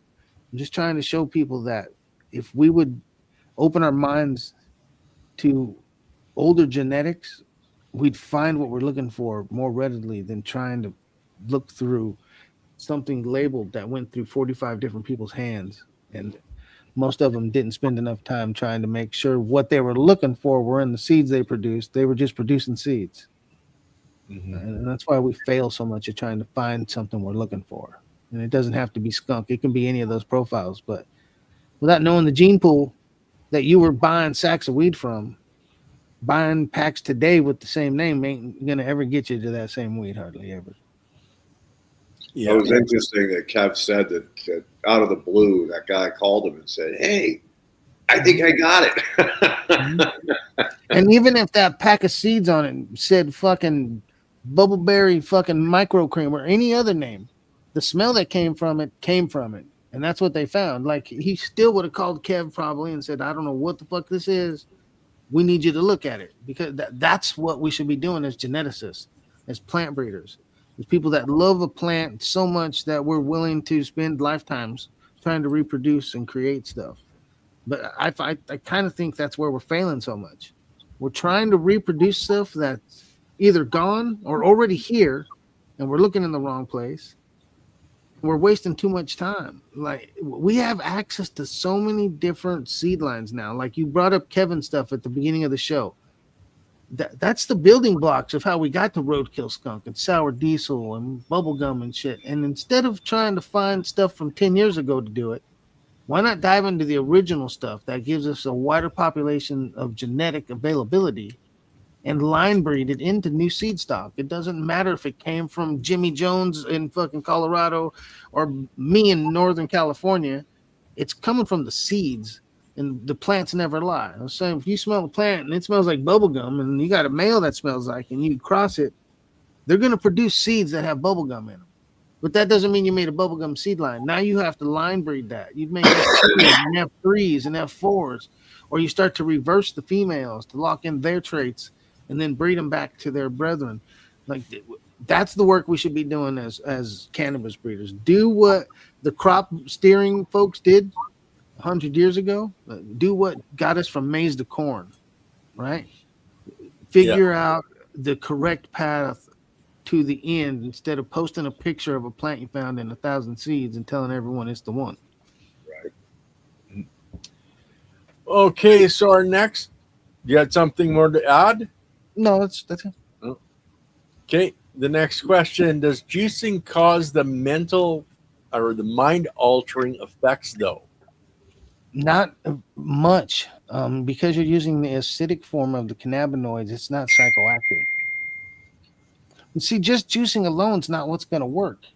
Utilizing genetics and cultivars that have the correct chemovar status for what you're trying to treat is what you should be doing. You don't just juice the juice. Like I brought up earlier, having seizures. If you've got a younger child that needs to have treatment with cannabis, and you're going to give them juice to drink, you'd want to use high CBG and high CBD cultivars, something that's very rare in today's community. Hoku Seeds produces a lot of those. You'd have to go into those and either find clones from those that have the cultivar status you want, or you'd have to buy the seeds and search for them. And then you would juice those plants. But just juicing alone may not be as effective for what you're after. But I think Kev said it best. He basically created that four component chart of cannabis as a whole, and the different traits of each one of those four had different effect on mind, body, or for pain. And so I think that was probably a breakthrough moment, because now we actually have something to look at to drive a decision for what plants that we consume. Prior to that, we really didn't have like a lot of knowledge on, well, you know, this heavy kush is going to do this, and then this blue dream is going to light your brain up, but it's not going to affect the pain. And so those were the foundations of really starting to understand how best to use this plant as a medicine. So it took using sick folks to actually utilize those things without a name. Like, you don't just go, here's some blue dream, it'll help your depression. Someone comes in and says, I'm trying to fight depression, right? So you have a discussion with them on, like, basically, why are you depressed? You know, like, you talk to them like a friend, right? If it's a vet that went through fucking a shit ton of fucking action, they might be fighting PTSD. That's the driving force of the depression, which is something you'd treat differently than, say, like my mom, who was fighting. Basically, she was stuck in postpartum depression from losing children. She lost 2 kids, and she was fighting that depression. 2 different triggers that lead to depression, but the cannabis that I'd give you were completely different, right? So just come in and saying, I'm depressed, what you got, isn't going to help you a lot of times. That's why having a bud tender that understands how a plant affects different ailments and the people with those ailments. It's hard to find that. Like, it took me years of understanding that to working at a club. Kev says the same thing. Like, he came into weed he's a heavy pothead, right? And then he found dying people that needed weed to stay alive every fucking day. And that's what changed his mindset with the plant. But it took fucking people that aren't here no more for that to happen. Same thing with me. Every lesson I learned from cannabis, I learned from someone that's gone and dead today. My grandfather, my mother, my father, my uncle. They're never coming back. I can't help them with their shit. And I could have just let the hate swallow me up and take me away, and I wouldn't even be here today to talk about none of this shit. But instead, I took their positive life, and in the moment of distraction, I used it to go forward with a plant that had helped me take steps in my whole life. And that's the only way forward. Like, so trying to be okay with depression and pity and hate is easy, but it's not a challenge. And we have to remember to challenge ourselves every day to not fall into those fucking easy lifestyles. Pity is the easiest fucking drug to fall into. Don't let it happen to you, because once you do that, you can't ever get out of pity. It takes so much to fucking get out of being addicted to pity that it may never happen to you ever. You lose yourself, you lose your family, you lose your kids. Like, everything in your life will fall apart holding on to that negative bullshit. Well, another thing that's important to say is that it's okay to feel it. It's just not okay to dwell on it. In other words, let the feeling happen. Don't deny the feeling, because if you do that, it's going to come out somewhere else. So accept the feeling, be upset, but don't let it control you. Just say, okay, thank you for sharing. I appreciate my body, my spirit telling me this, but I'm going to focus on what's important and not on getting wrapped up in a downward spiral. Yeah. Good advice. Now, for the juicing, it's not decarboxylated, so no effects from fresh juice. Yeah, because it hasn't been decarboxylated, it stays in the acid form.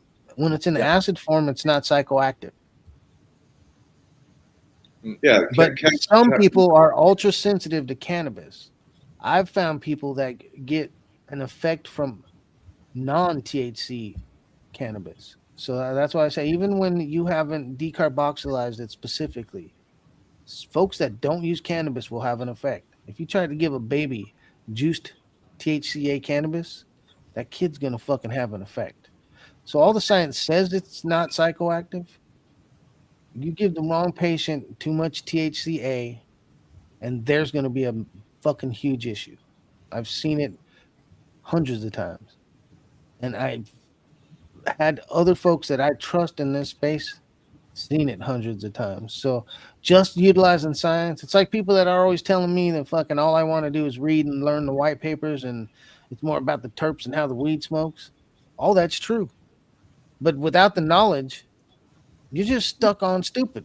Like, how would you know what a terpene is if someone hadn't fucking told you where the smell was coming from? Like, you got to be interested in something, and being interested in staying stupid is just something I'm not into.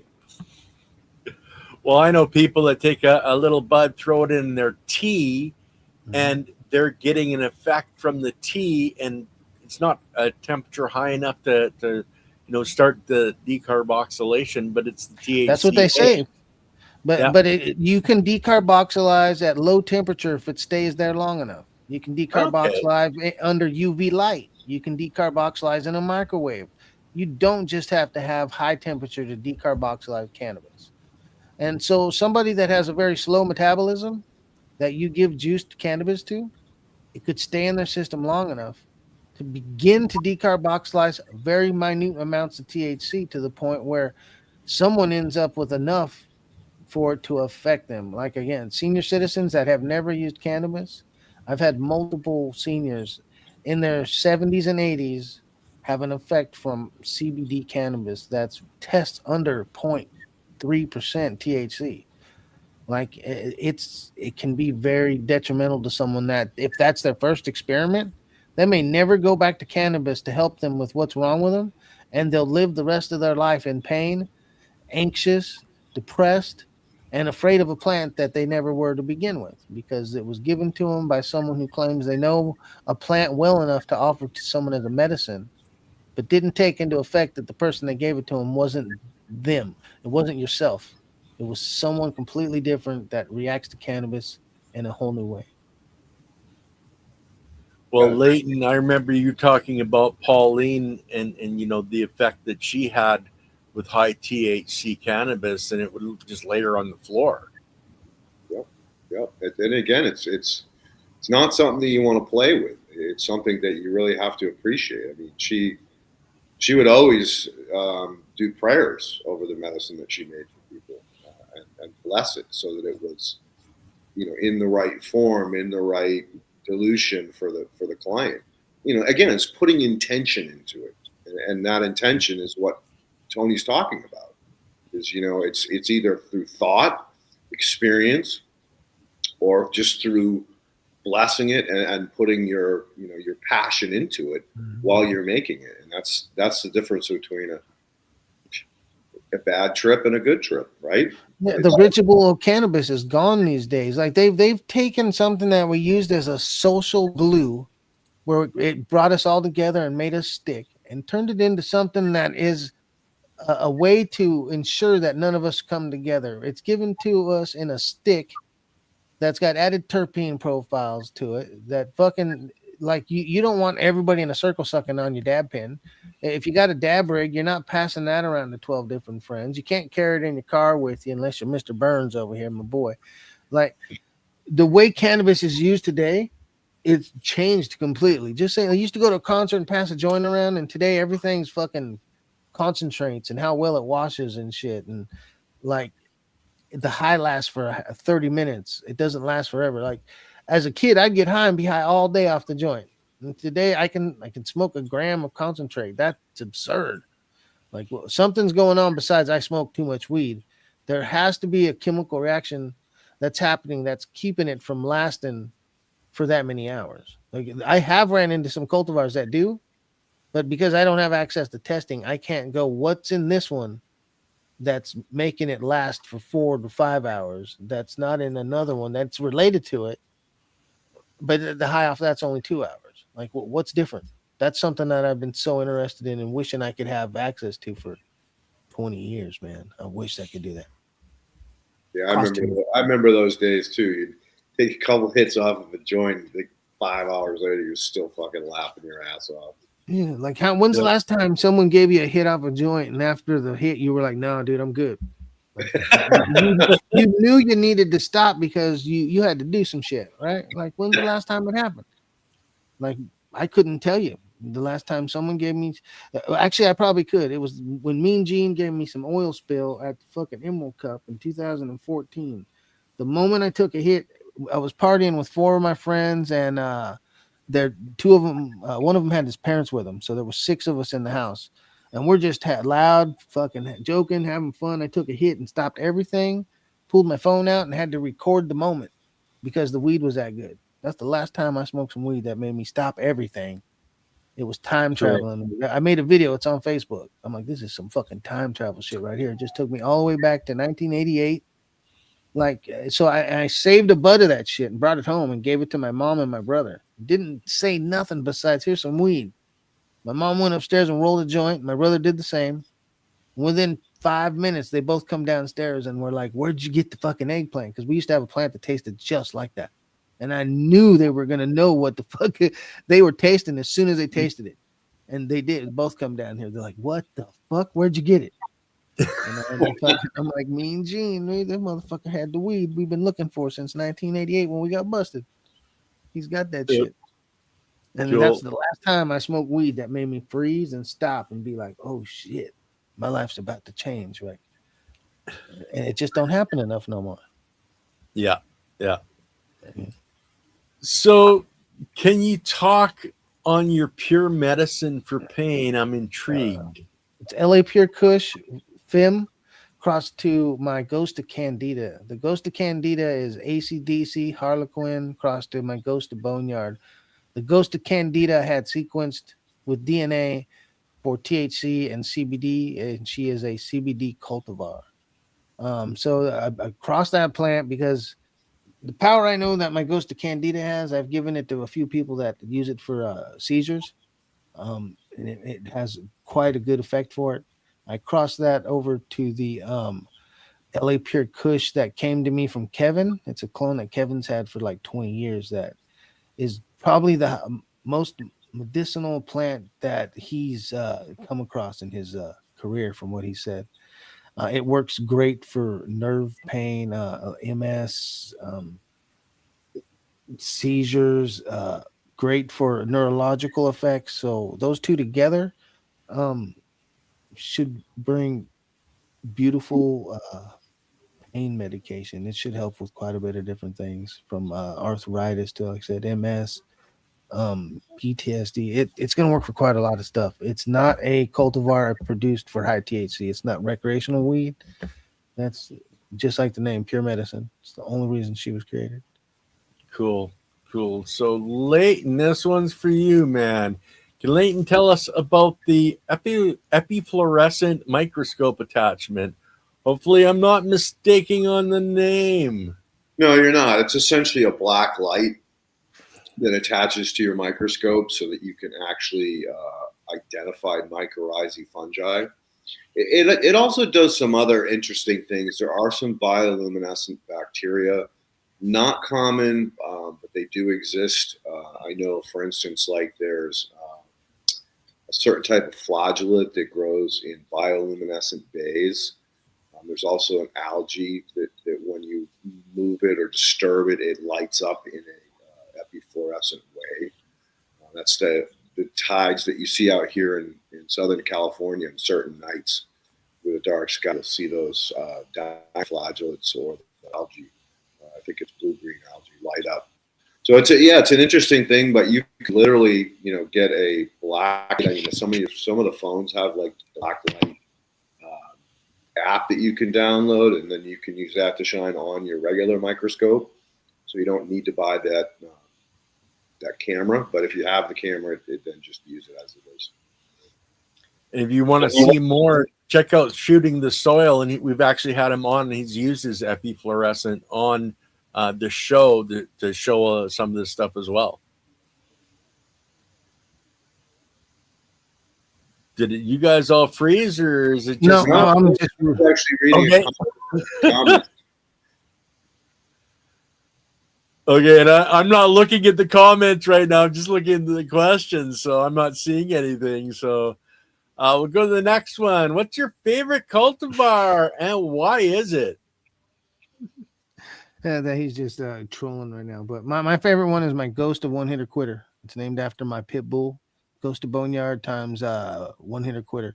That weed, when people talk about psychedelic weed, that weed's psychedelic weed for me. It makes me just wander. I could sit at my desk and go on a vacation that lasts a month and come back, and it's only been like 2 seconds.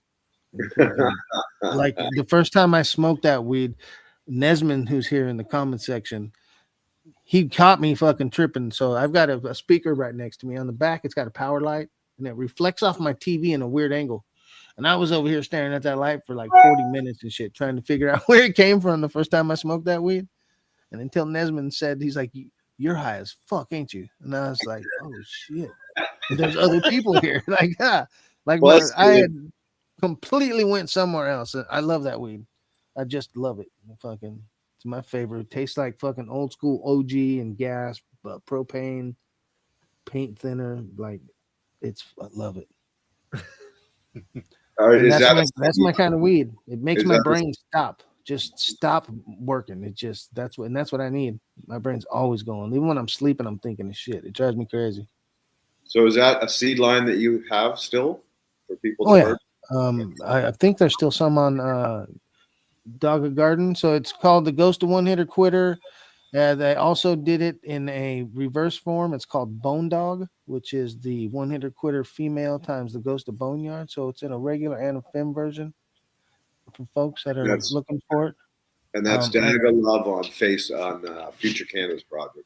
And you can also hit me up here, and I have, because Dogga has some of my stuff, but if I sent all my shit there, it would look like I'm trying to be greedy. So I've got tons of genetics that aren't available there. Gotcha. Cool. Same with my spray. Dog is the only place that carries my spray besides myself. But when it's on Dogga at all, and through me, always comes with free 20 seeds. So you can, if you don't have any seeds, and you hope you do, you will when you get this. You grow them, you pick your favorite one, and you can reverse it and have your own seed line off of a plant that only you possess. Not of Kim D or Kim 91, but of something you selected and took your time to create. So that's one reason why I put it in there. Plus, a 20 pack of seeds from anyone else will cost you twice as much as this fucking bottle does. I guarantee that. Yeah. So VA Green, if you experimented with it, how has tinctures helped versus dabs or flowers? For me, flower works the best out of everything. The high that I get from smoking cannabis lasts longer than everything and hits me better. Dabbing doesn't seem to affect me almost at all.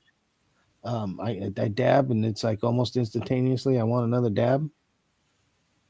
So, and topicals, they work, but my pain level now after all my surgeries and shit is pretty fucking high, and I have trouble with putting lotions on my hands and pushing around in a wheelchair, to tell you the truth. It's something that has really bugged me, because I used to use the lotion and topicals all the time, and I can't do it like I used to because I can't get around in my chair as easily. Because once my chair's got oil on it, it becomes dangerous. Yeah. So I've pretty much I dab all I can now because I can't grow enough herb for myself. I'll smoke as much weed as I can get my hands on to try to stay pain free. It fucking sucks. Yeah. Feeling your pain, brother. Yeah, it sucks to be in pain 24/7, man. I know that, but I don't consume very much in comparison. That's for damn sure. But it's rough, man. Being in pain's rough. Anyone out there, I feel for you, and just know that fucking there's at least one person out here that understands what you're going through. Is fucking rough, no matter what level of pain it is. It isn't a competition. It's a compassionation. Like I'm literally fucking. I feel for anybody that has any type of discomfort they're dealing with. Yeah, it's rough. It sucks. Next one, you can't smoke the sprayed plant. Is that correct? Never smoke a cannabis plant that's been sprayed with the silver thiosulfate. It is 100% poisonous. Bag it up, throw it in the trash. Don't even put it in your compost pile. It is trash. This stuff is poisonous. It's the reason I make this, so folks don't have to make large batches and have it sitting around and wondering what to do with it. This will give you enough to reverse 2-3 plants, and it's gone. You've utilized it. Throw the soil away, throw the plant away, and save all the seeds. It's only utilized on females, so that's why you would toss all the flowers from it. You wouldn't use this on a male to reverse it, so you wouldn't have to worry about that issue. Very good. So guys, don't ever, whether you're making your own or something else, wear gloves when you're spraying it, put a mask on when you're spraying it, and if you have them, put some glasses on or goggles. I use my glasses here myself. You don't want the spray in your eyes. You don't want the spray on your hands. You only want it on your plants. Okay, cool. That's a very good point. So, question for Tony: will toad venom be available after November 13th? You know, Tony had to roll away to his phone. He's coming back. November. It should be. Unless I am not here, it'll be available. Okay, cool. Sometimes it goes out of stock. Just wait. Like within a week, usually I have more over there. Like this, I have to check. It might be out of stock again. I already sent 2 batches in to Dogwood this month. When I did Chad's show, everybody was hitting me up for the toad venom. That's why I tell you, there's a lot of people out here making seeds with this stuff, folks. It works. Cool. Let me see. It's out of stock again. Damn. What do you think about triploids? GTRC has some CBGV they released as a triploid. I think triploids are for commercial cannabis. I'm a plant breeder. I like seeds. I don't want to make plants that can't make seeds. That's for somebody else. I'd rather breed lines that are true for the traits they have instead of trying to breed plants that have traits that no one else can breed with. That's just my point of view. To me, making triploids in cannabis is akin to fucking Monsanto showing up and telling the corn farmer that if our genetics show up in your plants because pollen drifted, those are our seeds. I like seeds are for everybody. Humanity wouldn't be here if we wouldn't have learned how to go from hunter-gatherers to farmers. And we could only become farmers through being civilized with each other. And that means that if my food can feed you better than your food, then why don't I let you have some of these seeds? If the answer is because you won't give me money, then I think I'm the asshole, because it shouldn't be about the profit off of that only. It doesn't mean I shouldn't profit off shit like this here. Stuff has a price, but like I said, I've showed people how to make it. I've given out the recipe, and it's up to people to be on their toes to write it down when it happens, and you can do it too. Same with seeds. Like I have seeds, you get the seeds. It's not up to me to tell you you can't fuck with my seeds. And I think that's what triploids are to me. Is when people make them, it's so that I can grow a garden full of weed that won't get pollinated because I don't take enough time to ensure that my garden is stress free. It's just a way to go from being a good farmer to someone that's just growing fucking plants. They're not farming anything, I feel like. But that's just my opinion, y'all. It doesn't make it right. Well, I agree. I mean, it's not about just farming. It's about the ecology around it. You don't have all the beneficial insects and birds and everybody doing their job, then you're growing in a sterile environment, which in my mind is not the right approach either. So I'm with you, dude. And sharing, like Goathead, and I want to thank Goathead for joining the channel and being one of our defenders of the biology. But as he says, sharing is caring, and that's where we're here sharing. And the Toad shares so much. And the people that are asking about shipping and stuff like that, Pembina River, Tony's email is there. Hit him up on his email and talk to him in private about that. This is something I cannot ship to Canada. Yeah. This won't make it. But there are other products out there that work that I could probably help you find if you are on the other side of the border. I don't have any problem with helping people at all. And like I said, it's not about the money. If I tell you someone else's product will get to you and mine won't, it's only because I want to help you. Exactly. So the last question I've got right now, I've been searching for some spicy, peppery stuff. Any recommendations would be great. Nothing in my lines are spicy, peppery, unless you find it popping out of some of my haze work, really. But that's real rare. I breed more for OG, gassy, diesely type of stuff because that's what works for me these days. I went from breeding for other folks medicinally to myself, as I have so many issues now, and I don't have access to as many other sick folks, so I can't put my weed through a bunch of people to find out if what I'm doing is working. I can only do that with myself now. Okay. Los Veteranos J5. Well, that's my old one. Ancient OG from Bodhi times Angel. It's named after named it for veterans as a way to pay respect to anybody that has served in any type of way anywhere. That's why it carries that name. Ancient OG times my Angel, named after my father, who was a veteran, Vietnam vet. Cool. Yeah, it is an old one.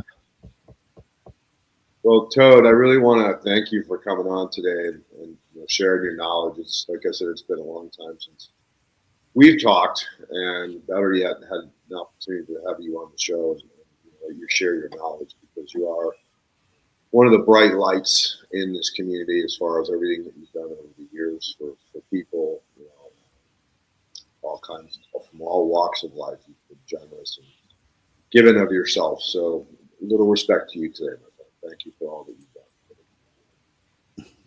Much love to you, Silly Lily. And sorry, go ahead, Tony. I just want to say I appreciate it because I see so many of my friends in the comment section. I just wanted to say thank you to everybody that showed up. Yeah, well, hey, you've got a lot of fans, dude. Let's face it, you've done a lot of good things in life. So no, I got friends. I don't got no fans. I hope not. I hope I got friends. Well, what is a fan? A fan is a fanatic. What is a fanatic? Usually a friend, right? Because they care a lot about you. So I agree with that. Get a little spin on that. I agree with that.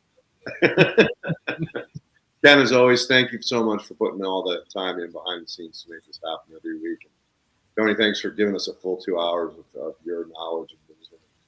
Let's not be strangers for next time. Maybe we'll get you back on in another 6 months.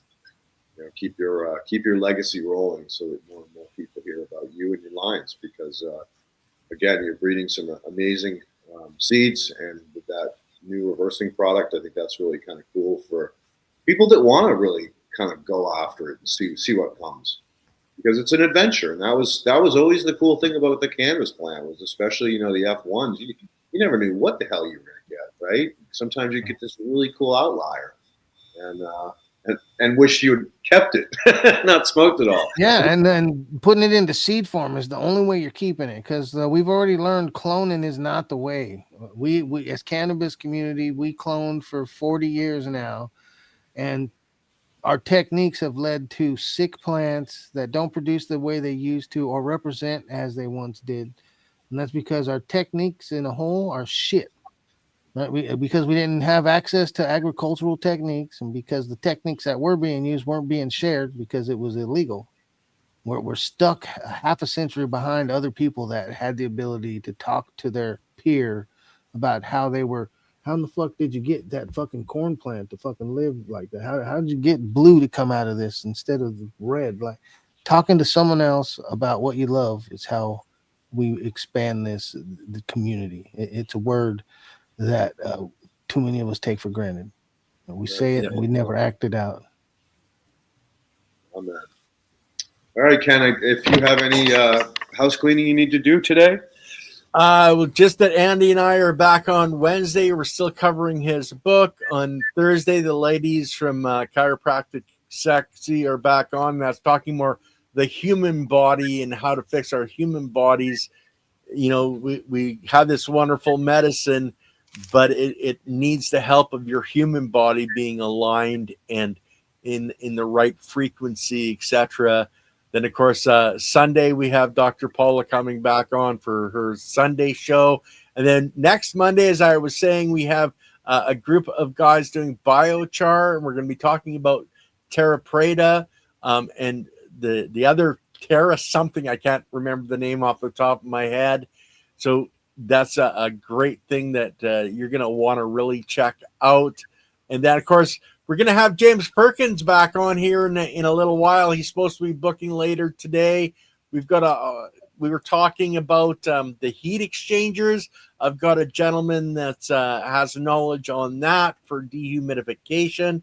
He's going to be coming on as well in the next little while. So we got lots of stuff coming up, guys, and we hope to see you on the next show. And don't forget, if you have the opportunity, join the channel, become a defender of the biology, help support our channel to keep going and keep bringing you guys this useful and valuable information. Yes, sir. Okay, guys. Peace out, everybody. Everybody have a good one.